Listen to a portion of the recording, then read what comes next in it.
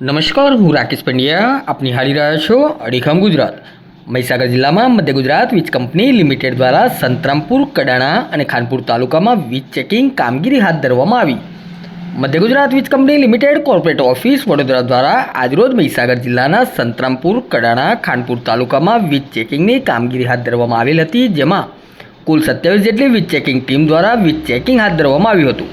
મહીસાગર જિલ્લાના સંતરામપુર તાલુકામાં કુલ 257 જેટલા વીજ જોડાણ ચેક કરવામાં આવ્યા હતા, જેમાં 48 વીજ જોડાણ વીજ ચોરી કરતા માલુમ પડ્યા હતા, જેનું વીજ ચોરીનું અંદાજિત બિલ રૂપિયા 8.66 લાખ જેટલું થાય છે. કડાણા તાલુકામાં 210 વીજ જોડાણ ચેક કરવામાં આવ્યા હતા, તેમાં 28 વીજ જોડાણ વીજ ચોરી કરતા માલુમ પડ્યા હતા, જેનું વીજ ચોરીનું અંદાજિત બિલ રૂપિયા 6.19 લાખ જેટલું થાય છે.